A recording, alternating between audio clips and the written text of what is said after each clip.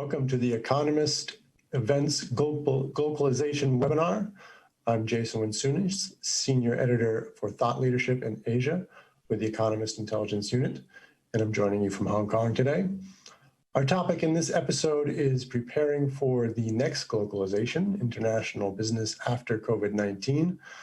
Many thanks to Globalization partners for generously supporting this webinar discussion. A few housekeeping items just before we begin. It's best to use Google Chrome to view this webinar. That will give you the best experience with the least internet-y interference. You will find the full biographies of all the panelists, which should be on the right of your screen. And you will be able to see a box with a selection of further readings on this topic.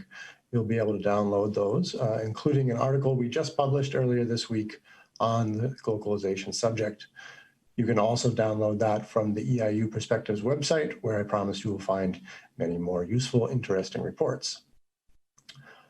I'd also like to thank our audience in advance for having shared questions for the panel. We'll get to some of those as well as my own questions. Now I'd like to introduce our panelists. Joining us today are Charles Ferguson, General Manager, Asia Pacific for Glocalization Partners. Jonathan Trevor, Associate Professor of Management Practice at the Saïd Business School at the University of Oxford. Chern Chuen Khor, COO for Southeast Asia at SAP. And Rohit Jawa, Chairman for China and the Executive Vice President, North Asia for Unilever. Now, in the article we published earlier this week, we took a look at some of the macroeconomic forces along with COVID-19 that are helping to create a perfect storm for a globalized world. In broad terms, going global for business means trying to get the most out of both global and local resources. That's where we get the global word from, to create a standalone ecosystem in an international market. This was a term that evolved out of marketing jargon. It was most often used by brand leaders who wanted to show that they could appeal to Eastern tastes with their Western products. As a Bostonian, Dunkin' Donuts is a brand that comes to mind that certainly tried to achieve this with their black sesame donuts offered in most of the Asia outlets. But today we want to take this a little bit further and make the case for what we said in our article is that this idea can extend well past products or branding. With travel restrictions in place now and with working from home, and there's still that urgency for companies to have to put a toehold in new markets and capture global growth where they can. Asia is still one of those key growth engines. And there seems to be a new way to expand or operate that isn't just having a local office or just having a global HQ. The new routine is starting to look much more hybridized and say even just 10 years ago. So that's why we have a panel of business experts here who certainly have more in their day-to-day. They have the boots on the ground. And so my opening question is just going to be a straightforward, what does the term globalization mean to you? So I'm going to start with Unilever, which has definitely worked on the marketing side of it, but I think now probably you're looking at how to do this operationally. So Rohit, from Unilever, let's start with you. What does globalization mean to you? Thanks, Jason. First of all, delighted to be on this panel with really esteemed colleagues, and thank you for the opportunity. I think we, as a company, have been multi-local or international for almost a century. So effectively, we've been in almost now close to 190 markets. So for us, this notion is very close. And often we try and simplify this to really the mantra of think local, but act global. By which we mean is that there's no global consumer, there's only a local consumer. So our pursuit is to serve the local consumer and delight her in a superior way, better than the alternatives, and then leverage our global scale through our brands, through technology, through standards, through insights, to really make that experience absolutely first class and superior to the rest of the competitors. So that's how we simplify the notion of glocalization. Great. So Charles, I'd like to get your perspective. What does global mean to you?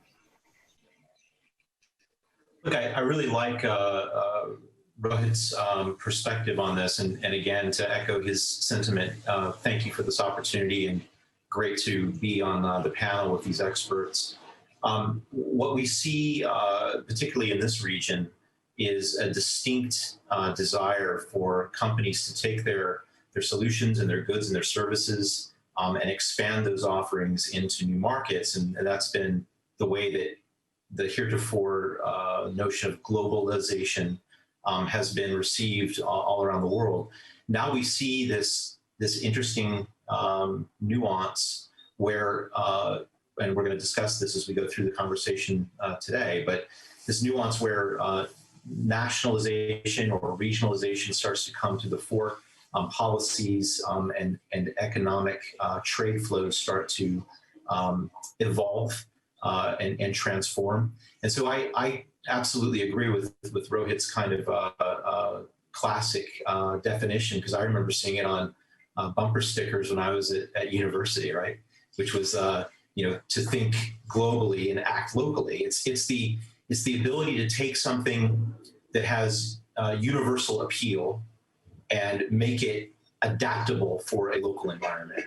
And I think that's really the neat trick that companies who are going to be successful post the situation we're all going through right now are going to be able to really master. Great. So Jonathan, same question. What does glocalization mean to you from your perspective? Yeah, thanks, Jason, and really wonderful to be here and to join colleagues as well for a great discussion. And it really is a discussion for our time, because in many respects, glocalization is something that we've become very familiar with over the last 20 to 30 years. And, it exists in a political, social, and technological environment. If we'd have cast ourselves back, 100 years, and if we look at how companies have sought to move into international markets, it's been very much a case of, a British company or an American company or whatever type of company, home country company, moving its operations into another country in order to access their market, in order to increase the opportunity for growth and scale. And that's internationalization. I think globalization, in particular, this idea of the glocal is something different. For me, it's a company just like Unilever that has a global culture, has a global reach, has a global sense of scale, has a global strategy, and at the same time retains country operations where it can be responsive to local customer demands, local regulatory environments, the local context, and this ability to, on the one hand, integrate globally as a company, and on the other hand, be agile and flexible locally, and to have that capability within the company to be able to do that. And one example, and I visited the Singapore HQ for Unilever, and Unilever, Anglo-Dutch company, but for me, there's very little that's British about the HQ, and that's a good thing. It's a Unilever culture that strikes you. But again, that responsiveness at the local level, whether it's the UK, Singapore, Europe, or wherever. So that for me is that kind of interconnectedness at the global level, but responsiveness at the local level. That's really, really important. Great. So Khor, let's hear from your perspective. What does glocalization mean for you? Glocalization to me and to SAP means global template and local adaptation. And we at SAP do that every day. Just take Unilever as an example. We help companies like Unilever design, source for raw materials, produce, distribute, sell, and service their customers across multiple locations every single day. So for the client to decide, I want to sell shampoos in sachets in India and in bottles in Singapore, we make it easier for our client to do that. That to me is a classic textbook example of local. You're at a tech firm, Khor. How concerned are you about the general trend towards deglobalization? Is that something that you're seeing in your business now? Is that something that could affect how companies operate? 80% of SAP's clients are small and medium enterprises. And globalization in the past few years and global deglobalization this year coupled with COVID disruption means that developing countries and small medium enterprises are the hardest hit. And I have read that 2 out of 3 jobs at risk are from the SMEs. So it is a big concern for us. But I think with the concerns comes opportunities. One of the wake-up calls to many of tech firms and our clients globally is the decoupling of China and US economy might contribute to what we call the splinternet or the fragmentation of internet. If more countries are imposing more stringent requirements for data localization, personal, business, finance data localization, and as you all know, half of services trade relies on cross-border data flow. We have 200 over million users on the cloud. Without cross-border data flow, cloud doesn't exist. Cloud economies doesn't work. So it's both a threat and opportunity for us to do better. Now, Jonathan, is deglobalization something that's on the radar now? Like, is that something that your students are asking about? Like, how much does that affect what you are studying now? It's interesting. I'm not sure there is deglobalization. I think this idea that we're more globally connected than ever before, I think that's true. But what does that really mean? I think it means, number one, that there's more abundant information that's shared on a global basis faster and more comprehensively than ever before. I don't think that's changed. You can say it's something around the nature of trade and supply chains. Certainly, I think, as we all know, markets change, structures change, relationships change, political environments and forces change. But we are still in a deeply connected world with global supply chains that are very long, and we rely upon those supply chains, both domestically, but also as the global economy. So I don't think that's necessarily changed. I think, there's also the political angle as well, the sort of this idea of the rise of nationalism, in the sense of, this idea of, for example, America first, or people talk about Brexit in the same sense. Again, that's all part of the shifting sands. And I would say, well, I don't think there's been any time over the last, forever, when we haven't seen, all of those shifts. So, I think there's a little bit of a danger of alarmism here. What I think it means is, perhaps the nature of how we connect globally and how we trade and how we travel is shifting. It's more about style. It's not about necessarily degree. And that's something to be embraced, or rather, we have to embrace it, because it's not something that we can really stop.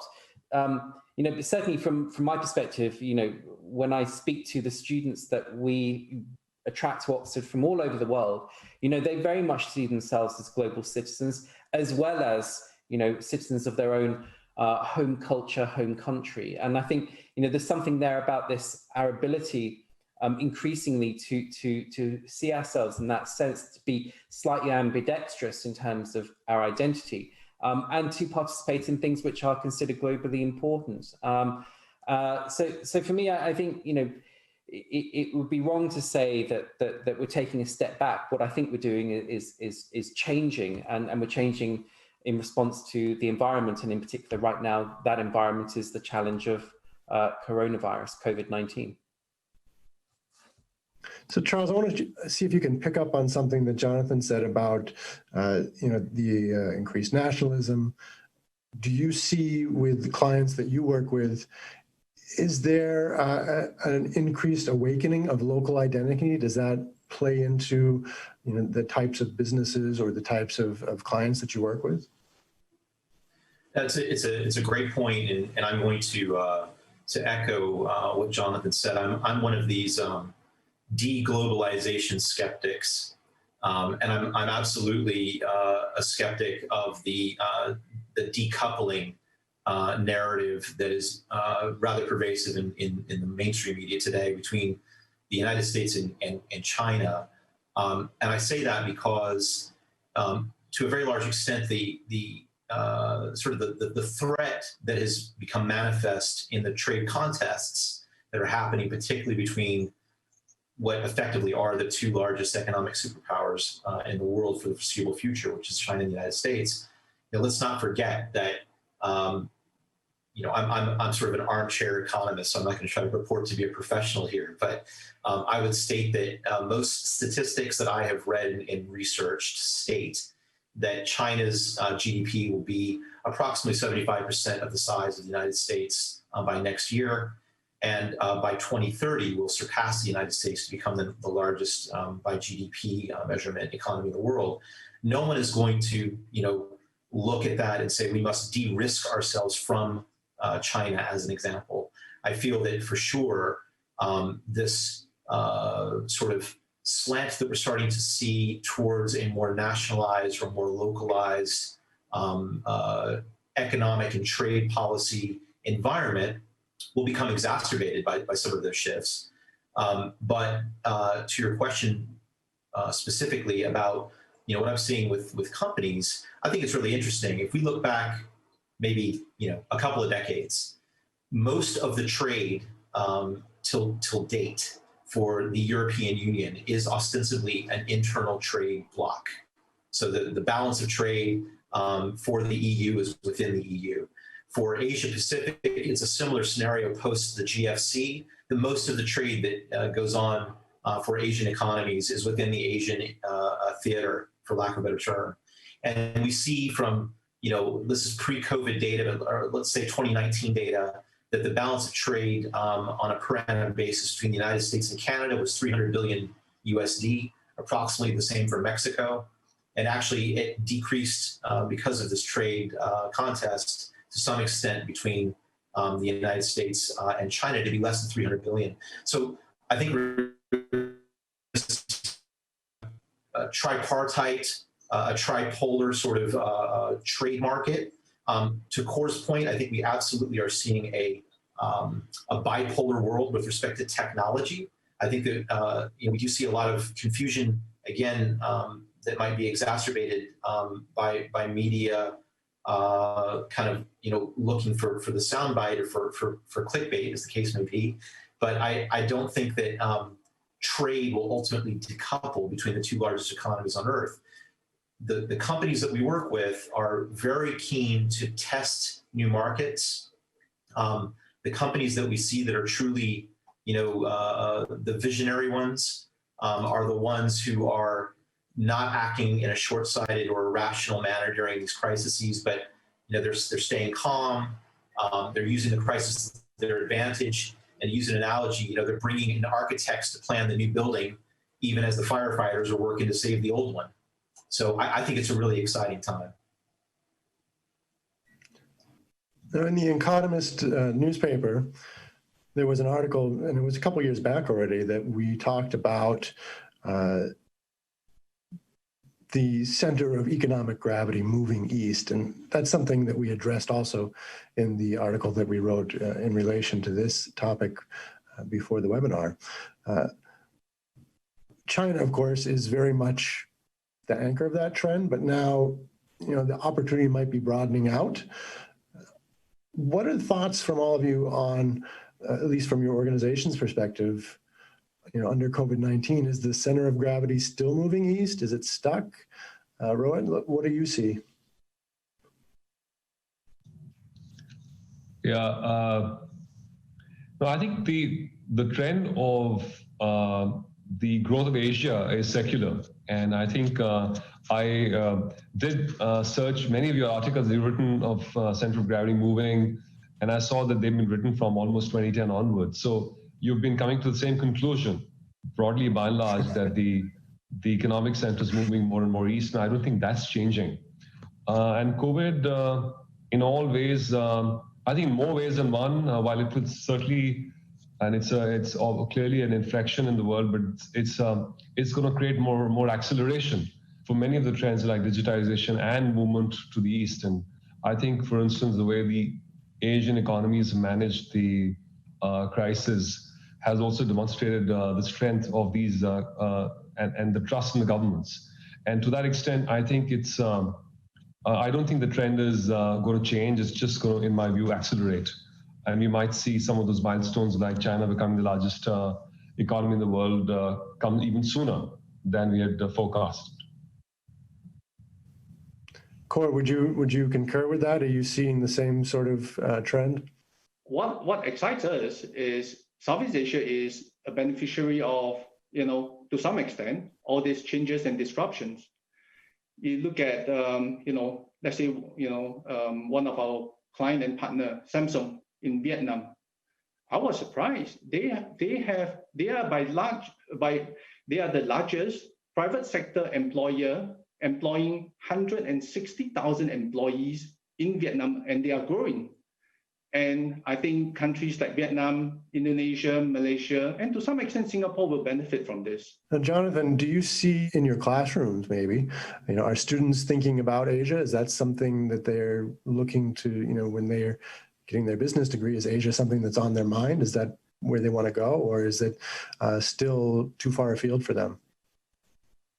Oh, not at all. I think by virtue of Oxford being a global university, and I think it is, we attract students from all over the world. So it's certainly not a British cohort on our MBA, for example, or our executive MBA.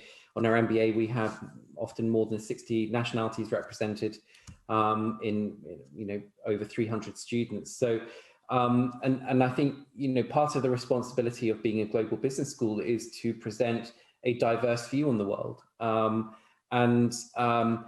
So, very much opportunities in Asian markets, whether it's Southeast Asia or China, or for that matter, Japan, that very much is part of it. But, again, I personally think we need to move slightly away from this binary between East versus West, and there's a transition or a passage from one to the other. I think actually the experience for lots of our students, particularly in this environment where we are working from home or contributing digitally or working virtually, or equally the companies that we work for, wherever they're located, they are all influenced by these global forces. And, so I think it's an interesting debate, but it needs to be a nuanced debate. Unfortunately, when you start to create that binary of West versus East, or competing logics of how we do business well, or who has power, who doesn't, or where is the locus of the center of gravity shifting, often, that doesn't actually reflect necessarily the reality as it's experienced by companies and the individuals that work within them. But to answer your question, there's a huge sense of opportunity in Asia. A lot of our students come from Asia and create businesses there, or work for businesses which are trying to grow there. So absolutely. But again, let's move beyond this binary, because I just think it's almost like becoming increasingly a 20th century artifact, really. Now, what about, Jonathan, what about COVID-19? Like, has that changed the outlook that you normally address? I think Rohit said it really well earlier, that in many respects, I think COVID-19 has not changed a lot, if I can say it, but what it has done is accelerate massively the changes that we were seeing anyway. And so it's very much an acceleration down a particular path, not just to digitization, not just to virtual working, not just to doing what we're doing now. Behind this Zoom background that I've got on, there's my home, and I've been working from home now for more than 6 months. I would never have thought that was possible or would have happened. Even as early back as February, I would never have thought that within 1 month I'd be working from home on an almost semi-indefinite basis. So, I think there's been some disruption, but actually what we're seeing in terms of the changes to business, I think what it's doing is forcing us to take a long, hard look at some of the challenges that we were facing anyway, and to accelerate our response to them. And I think it was a really interesting discussion earlier where we were talking about trust in governments. And I do think, whether it's at the national level or at the company level or even at the individual level, how we have responded to the challenge posed to all of us by COVID-19 has been revealing of our resilience, of our versatility as businesses, of our efficiency. And I think one thing which is obvious, for me at least, is that companies that were, rolling along in good times, not really thinking very much about how fit for purpose they are or how efficient they are, have been tested in these bad times, and are having to take some extraordinary actions in order to survive. Equally, have other companies that were much better prepared because they perhaps, whilst they weren't necessarily prepared for COVID-19, they were prepared better for disruption more generally and have coped better with that. And they're also thinking about the long term, the post-pandemic marketplace, wherever that is in the world, and they're preparing for that. So in some sense, it's a very difficult time, but for others, it's also, and I think Khor said it brilliantly, a time of opportunity.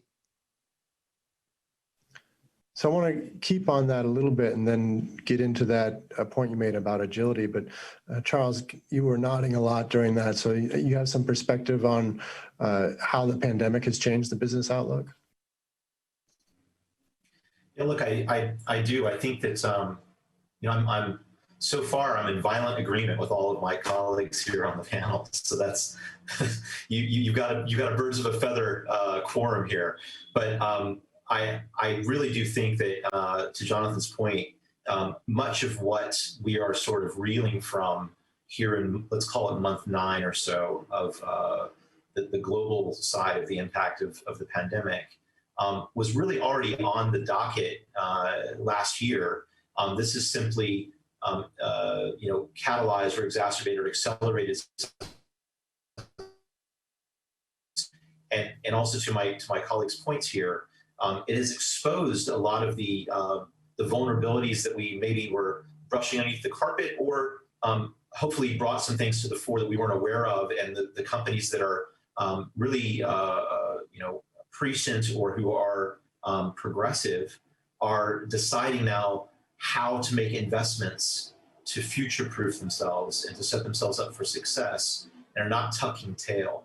So where the business environment, what I'm seeing right now with the types of companies that we serve, which typically are small, medium enterprises, typically in the technology space, who are looking to explore new markets, and or the other opportunity, which is any size company out there that is looking to capture, frankly, a once in a lifetime, once in a century opportunity to get the very best talent that's ever been available in a very short window of time, and capture that talent at the local level. We're seeing a litany of companies make investments around 2 things. One is in technology, and that's it's a broad stroke sort of title to a very nuanced story, because it goes through a litany of digitalization. We talk about artificial intelligence and robotic process automation, et cetera. I think it's fascinating that I think the statistic came out a couple of weeks ago that about $15 billion a week has been spent during the past 6 months on investments by companies collectively into cybersecurity and data protection technologies. So these types of investments have definitely shifted focus. And the second thing that I alluded to is the companies who are really understanding that now is a wonderful time to make investments in talent acquisition, and in building the best team that they can build. So, Khor, same question: is the pandemic changed the business outlook either for you or for your clients? In Southeast Asia, in particular, we have always been expecting the number of our digital consumers to reach 310 million in 5 years' time, by 2025. But the recent numbers have shown that 5-year growth in number of digital consumers is being brought forward to 2020. By end of this year, we are going to reach 310 million. So who are benefiting from it? lots of companies if you are digitally savvy. Let me give you an example. I work with a company called Razer. They are a gaming company. They manufacture electronic gadgets as well and chairs for gamers. We help them with their e-commerce facilities across 20 over countries. Just 2 weeks ago, they had their first user conference. They call it RazerCon. And that user conference, they had more than 1 million participants online. That would have never been possible pre-COVID. So the question is, how do you take advantage of it? Let's look at that. Rohit, how are you guys, working operationally to get that agility in multiple markets to do a sort of global kind of strategy, but also to keep in mind COVID? Yeah, I think I was just reflecting on the previous conversation, and often just to pull back first, as companies start small, they're pretty simple, they're very focused, and they get larger and larger, become more complex, slow, and bureaucratic. And it's always a dream of any company of our scale to be always also not just big, but also be fast and agile and nimble. And I think, sometimes we call it scale insurgency. So I think what this opportunity, this crisis, in other words, is also in some sense an opportunity, has thrown at companies like Unilever, and specifically us, is a one-time window to test our resilience, our agility, adaptability. And indeed, we found in the last 6-9 months a sort of agility, resilience, empowerment, the collaboration and the spirit that we want to sort of capture in a bottle and make sure we don't snack back to the old ways. And we call it come out stronger.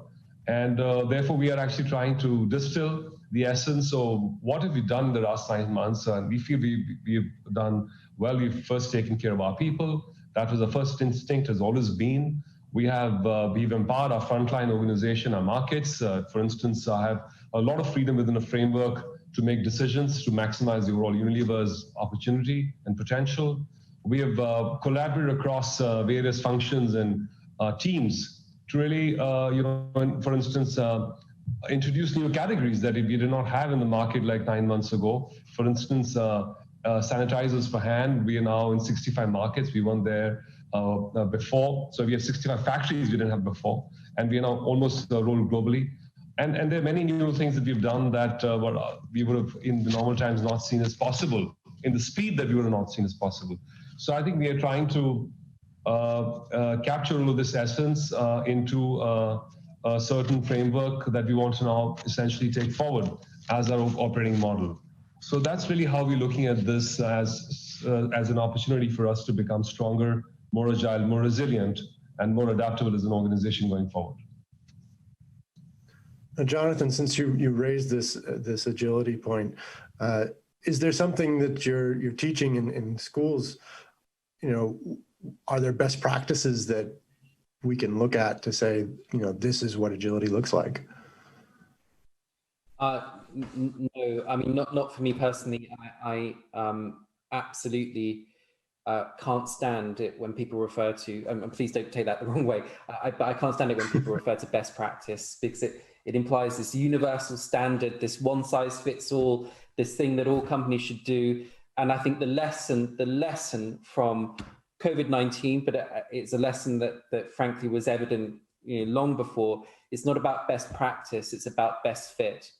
So without being presumptuous, I think what Rohit has described is how Unilever is finding its own way as a company to come out stronger. The other phrase I hear a lot is build back better. And I think that, for me, is what agility means. It means us as leadership teams in companies choosing our own path, finding our own distinctive way as to how to cope with the challenges of the 21st century, of which most recently it's the global pandemic. But actually before that, it was technological disruption or political disruption. But equally our own way to find opportunities and to maximize the potential for those opportunities, whether that's locally, globally, or some hybrid of both. So agility for me means bucking the trend. It means throwing out best practice and one size fits all approaches. Stop trying to emulate other successful companies. Find our own path to success, and being able to then change and align behind that to take all of our people with us on that journey. That for me is the essence of agility. And in a global context, I think what that really means is choosing our style of how it is that we wish to be, for example, a multinational company. Are we highly centralized in terms of authority in our power base? Decisions come down from on high? Are we top down? Or actually, are we quite bottom up? Those represent two choices, two perfectly viable models, but which is best fit for us as opposed to which is best practice. But equally, to what degree do we seek to standardize global operations, or do we customize them on a local basis? Are we the same organization the world over, or are we actually multiple different operations, each of which reflect where it is that we're located or operating, local markets? So, between these different sort of dimensions of centralization, decentralization, between standardization and, say, customization, these are all choices for leaders to make. And that's where the agility comes in, the ability to choose not what is right, but rather what is best for us, and then to change, to embrace that, and to build it into our culture and our structure, our way of operating. That for me is what agility means. So it sounds like part of the best fit then is going to come down to the people within an organization, and so that then brings up the question of talent. What are the implications this new environment has for talent? Khor, let's go to you about the talent question. Like, how do you address that? It's been reported in a recent Gartner report that 32% of companies are replacing full-time employees with contingent laborers for cost-saving purposes. So what we do for ourselves and our clients, a couple of months ago, one of the initiatives we did is we launched a complementary external talent marketplace to help our clients to quickly find and hire temporary workers in order to support business continuity. Imagine, you have distributed operations in multiple cities, and because of the travel lockdown, who is going to service your data centers, your machineries, your plants. So there are still ways for us to help each other to survive despite the disruption. But I think the other aspect is a lot of our clients are large companies, like Unilever and many others. And they tend to design their operations such that, for example, they might offshore their back office to India, Manila, for cost-saving purposes. But, with COVID, they will have to rethink the trade-off between efficiency and resilience. And you might go with a distributed model rather than all centralized in one location. So there are implications to organizational structure and where you deploy resources. It's not just about cost and availability of expertise and skills anymore. Now, Jonathan, if you can pick up on the talent question, I think one of the things that we know about you is that you have an expertise about getting alignment within a multinational corporation, which I think is a talent question as much as it is a strategy question. Can you give us some perspective on that? Yeah, thanks. I think Khor was just raising some really great points, and I think one of the things that we're seeing right now is a much smarter approach to what I would describe as segmentation. And I think that's particularly important from a talent perspective. I think companies are being forced to really think about what talent means. Talent in the past meant the best in the industry. It was literally almost like talent spotting in baseball or football, or, it was just getting the best players and putting them in your company. And it was almost on the assumption that they would be the best players regardless of industry, regardless of where you drop them. They're just great talent.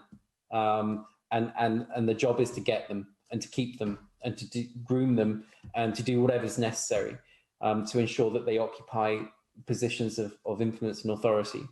I think today, increasingly what we're seeing is that companies are taking a much broader view as to how they think about talent. It's not just about a group of individuals. It's about understanding all of the different roles and contributions that make up an enterprise, to understand the nature of those contributions in terms of how they specifically support, or are core to the delivery of strategy, the thing that we're trying to be distinctive about, the thing that we're trying to, to respond to customers in a smart way, but equally makes us different from our competitors. So how core are our people to that in terms of their role, their contribution, their skills, their competencies, but then to also be very, almost very nuanced in terms of how we create a proposition to attract the best talent into the roles that we need.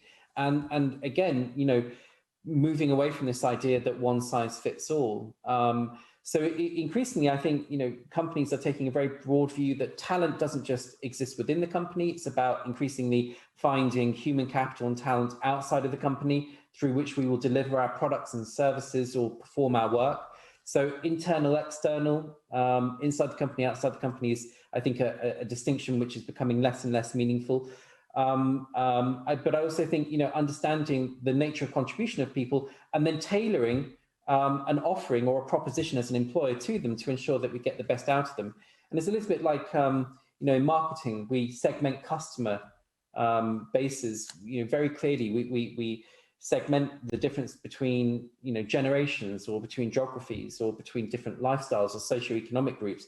Actually, we see employers are starting to do the same with their people, starting to create a very customized offering of why you should want to work here, why you should want to work hard, why you should want to give your best. And that's a very attractive thing, but it implies a level of sophistication of human resources, for example, but not just human resources, general management, that I think is a departure from the past and a positive thing. Great, thanks. So Charles, on that same question about talent, like where should the talent be coming from? What's a priority now? I think I alluded to it earlier that, it's every sort of major recession or every sort of major, global calamity, if you will, creates this unique opportunity where heretofore inaccessible talent oftentimes becomes available. And it's certainly the case that we see a lot of companies now realizing, as Jonathan just alluded to, that it's the perfect time to make the investments into talent. And we're seeing companies that are starting to really look at the global talent pool as their target market. So it's no longer restrained or confined to the domestic areas. It's everywhere. I had a conversation with some folks in Australia recently where we discussed the fact that, as an example, heretofore, if you were in Australia and you wanted to get the best jobs available, you had to, let's call it, migrate from regional Australian cities and go into the East Coast larger cities, the Sydneys, the Melbournes, the Brisbanes, et cetera. And now it's the case through the advent of remote work, et cetera, that you can be sort of plugged in to the global talent pool and be accessible. And there are vehicles out there, new types of business models that enable companies of any size in any location to attract and retain that talent in the local market without even having to set up legal structures or entities in those local markets. So we see that. I think to your point and to the points that Jonathan also raised, it really comes down to the qualities and the motivations of the types of talent you want to bring into your organization, who feed into your culture, who feed into your vision, who understand the direction you want to take and the values that your company stands for. I always told companies we work with to follow the kind of the DICE quality hallmarks, and that's determination, insight, curiosity, and engagement. And those qualities, if you design your roles and you design the descriptions and you interview for those qualities, you're going to find that type of diamonds in the rough all over the world, not just in your local market. So it truly is an amazing time to be out there finding talent. Last point on that, if you look back in time, just to cite an example, in the 1940s, most companies around the world, particularly post-World War II, were going through difficult times as they tried to recalibrate. There's a lot of unemployment, particularly in this example, the United States. And United States military laboratories were emptying out engineers. And at that time, Hewlett-Packard was just being formed, and they went out and spent, overspent on attracting these engineers and scientists who were leaving these laboratories. And fast forward, 5 to 10 years later, and they were becoming one of the more dominant players and a household name in the electronics industry because they had the foresight to make those investments when everybody else was tucking tail. So talent acquisition, talent management right now is the unique opportunity. So I want to get to some of the viewer questions before we finish up. And one that comes off the top here is about sustainability. And actually, the viewer addressed it directly to you, Rohit. So maybe you can take this. Do you see the post-COVID world being greener, more sustainable, and how? Yeah, I think the climate change, the inequality, poverty, any of these larger global issues that we all faced before COVID aren't going away post-COVID. In fact, if it was getting even more global crisis, and there are other global crises on the horizon that we don't see and feel that closely everywhere. So obviously the sense of urgency sometimes is missing in some parts of the world. But we as a company believed our role as a sustainable business, making it commonplace. So our agenda for making our business more sustainable continues relentlessly. We have recently made even more stronger commitments on whether it's plastic or the environment or clean technologies or vegan and plant-based diets. So we continue to sort of pursue and become even more committed to that path. So in that sense, I don't think there's COVID is just another form of a crisis that's teaching the world that only a multilateral world where all of us look at problems and impact all of us equally. We have to come together as a global community to solve them together because these are beyond any one country, any one border. So to that extent, I think sustainability and larger issues such as climate change or inequality and poverty will continue to be, I think, top of the minds of all communities. And communities that are sustainable, that are healthy, are the communities that therefore become good for business. So I think it's really intrinsically linked to the health of the business that we serve communities that are healthy.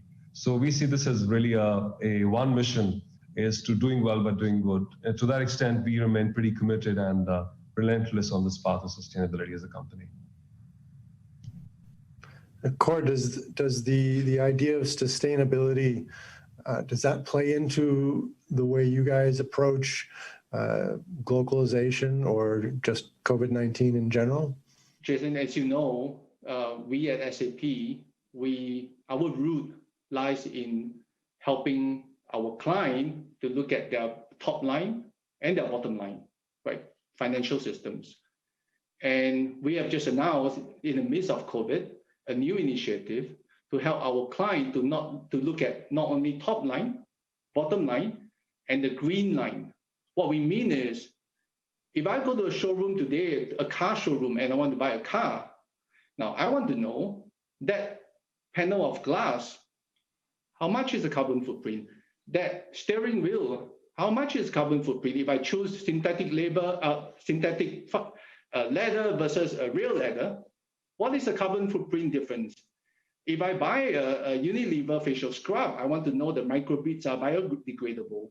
So we believe in the next few years, every step of the value chain, clients would need to know exactly how much carbon footprint they're going to incur and to start budgeting and planning for that. And that is exactly what consumers want. I was just going to make a comment to that if I could. I think it's actually really interesting if you think about some of the analysts and folks who are pulling out the statistics around the impact of the pandemic and the the proposed deglobalization center on global trade, talk about the raw numbers and the decline in global trade numbers. And I would present to my friends here on the panel and to your viewers that a large extent of that, hundreds of billions of dollars of that impact is actually directly correlated to a slowdown in the commodity trade of oil, right? And as the trade in oil has slowed down, to a very large extent, I think we should, to some degree, celebrate to some extent, right? I mean, I think it's a positive impact to countries who now need to look at alternative forms of energy and energy generation. It's also, by virtue of the pandemic, we have this unique opportunity now to explore new ways and means by which to build in, back to your regionalization or localization, nationalization sort of topic, food security. And we think about food security and energy security on a country basis, that's actually causing, the local, the build local, buy local, consume local kind of mentality, which is by default also positively impacting the sustainability story and the environment. And I think it's an opportunity because as companies look to continue to try and penetrate new markets, which is never going to go away, the onus is now upon them to get their supply chain and the resiliency in their supply chain as close to the consumer as they possibly can. So it's to put it in the context of Asia, it's a China plus one or plus some. So again, you're shortening the transportation lines, you're making more opportunities for small businesses to grow as opposed to pushing them out through classic globalization. I think it's, again, I'm putting out there that it is a reforming of globalization, not a decommissioning of the model. So one of the other questions that came in was about how, assuming that the recovery takes another 18 months or more, wouldn't most companies already have shifted to leaner business models? Wouldn't they be then pulling back from that? Like, how does that play into, is that the same thing as being leaner? And to what degree is there going to be less travel, less physical meetings? Like, is that part of the idea of glocalization, is that, we can use digital and rely on that and less on the physical? Rohit, does that sound like something that you guys can do? I have the benefit of being in China, so I'm sort of three months ahead of, and in a sense, seeing what a post living with COVID or even a post-COVID life may look like, and sensing what's happening around me. So many of the trends we see under the pressure of a COVID crisis may not be secular or may not stay government. For instance, out-of-home eating, restaurants really crashes during the crisis, and when disease is at its highest peak. We've seen now in China slowly all of that coming back. Air travel, not 100%, but getting quite there. Or people on holidays recently, the Golden Week was about 80% of what it was last year. And so when consumers get back a sense of safety, a sense of trust, and they feel it's secure to move outside, many of the old ways of working, living, consuming will come back. At the end of the day, when it comes to business, I don't think anybody, or for that matter, any form of transactions, people would have imagined that they can run the whole economy of the world basically from their homes. So clearly there's potentiality of how digital the world has become and how systems have adapted. Surprisingly so, payments have happened, consumption is good, businesses have, Unilever's been, except China, most parts of the world are working from home. We have continued as if nothing has changed, but in pretty effective manner, surprisingly. So clearly some of those benefits are likely to stick. But equally, you cannot discount the value. And I'm in an office right now for the last 6 months where people are in office. Slowly they came back, but now it's reasonably back to normal. There is a value in community, culture, collaboration that comes from physical connectivity. And it's very difficult to replace that because we're human beings, we're social, we like to form, we're part of a tribe. So I do see the ways of working settling down to some sort of a hybrid. Many of these lots of big international travel may not ever come back, but I feel that people have found ways of operating that are pretty efficient. But still, I don't think it'll be as stark as today. When it comes to business models, clearly models that didn't exist. Zoom, for instance, we're all on it right now, shows kind of digital connectivity conferencing is a new business model that was passive or at much low levels before it's totally exploded. So there are going to be new business models that we'll all eventually emerge with, and we as a company are looking at a few, following new business vectors, new ways of working. So I see a sort of hybrid settling down. Not everything is going to change, but clearly for companies like, certainly we feel we're a company that want to come out stronger, leverage the opportunities from this and become more leaner. We're seeing this as an opportunity to become a more sharper, agile, resilient company, testing ourselves through this period. So we do want to come out stronger, but that doesn't mean we'll be completely different. We'll be just a stronger, more agile, more resilient version of ourselves. So we're almost out of time here, but just real quick, Rohit, do you think that you've mastered glocalization at this point? Jason, I'm reflecting on this. It's a very good question. I think glocalization, when I first started, I actually reversed the terms. I said it's about think local, act global. And it's we've been a multi-local company for, like I said, over 100 years. I've spent more than 3 decades in this. I'm in my 8th country right now. And I've done global roles, local roles. And I see this, the notion of being appropriate for local, which means best to serve our local consumers and leveraging global scale as a form of intelligence. It's a form of organizational intelligence. And I think there's always an opportunity for all companies because, the context changes, the technology changes, and it also may not be the same for all brands and all categories and all companies and all countries at the same time. So it's a form of intelligence that we continue to sort of get better, international, multi-local organization with really thriving business and opportunities everywhere in the world, be it developed or emerging markets. But I also continue to be humble that this is an intelligence and there's infinite potential for us also to continue evolving and maturing as a global local company. Even though we feel we are a multi-local company, there's still an opportunity and potential for us to keep growing in this space. Thanks, Rohit. Khor, same question to you. Do you think that you've mastered globalization? I think we are pretty much a global company. We have close to 500,000 customers in more than 180 countries, and we have more than 100,000 employees in 110 countries. But what is more important for us is our job is to help our client to be global, to hire the right people in the local location, to adapt and localize their process and technologies in whichever location they operate in. That has been our mantra for the past 40 over years and will be our future mission as well. So Charles, I'm going to give you the last question. Taking into account how the current situation has changed, business outlooks, what are the biggest opportunities that you see for businesses in this environment now? It's a great question. It's a great question to end on a high note on the opportunity side. I think that right now there are 3 kind of key opportunities that I see that the companies that we engage with and the markets that I am privileged to be a part of are sort of putting on the table.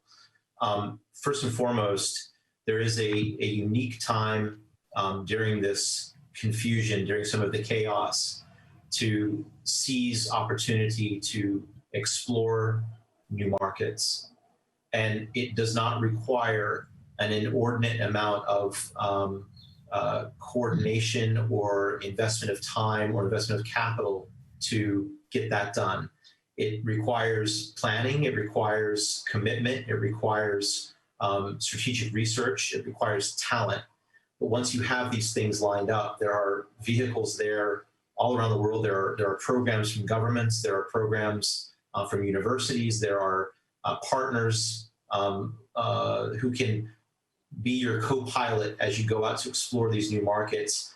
And the time has never been better to do these experimental market entries, particularly given the second opportunity, which is the access to unprecedented amounts of talent in a remote world that we operate in now that has never really, in recent memory, been so prevalent.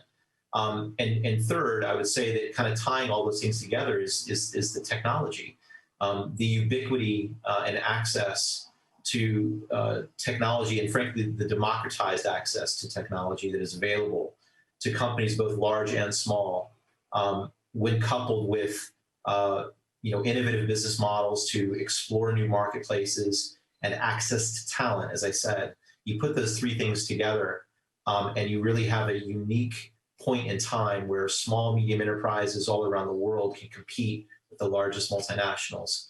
And that is something I think that we should cheer on. And I think if companies are putting in place, Jonathan said that he didn't like the term best practice. I would maybe say successful practices that we see out there in the marketplace. I think that planning to come out of the backside of this pandemic, embracing the cultural changes that have been wrought by what's happened with remote work and with the blending hybrid environment that Rohit alluded to earlier.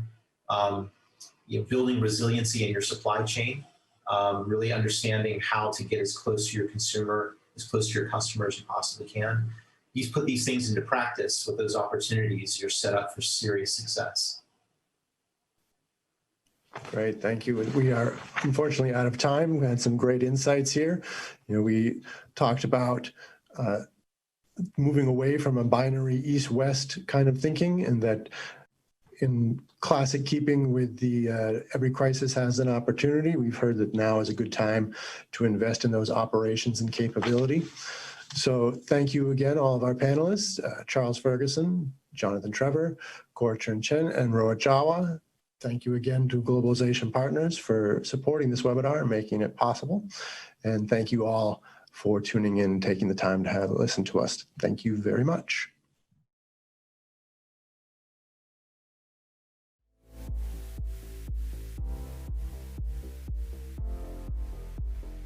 There are opportunities everywhere, bursting with potential if you're ready to act. European markets have gaps you can fill. Top talent in Tokyo is waiting for an employer like you to deploy them. Innovative solutions exist in Dubai that will give you the competitive edge. The key to all these opportunities is speed. Speed to action and speed to execution so you can achieve speed to market. Hiring, onboarding, paying, ensuring, remaining compliant. We take care of all of that. In any market and any industry, anywhere in the world. Not in months or years, right now. Globalization Partners. Succeed faster.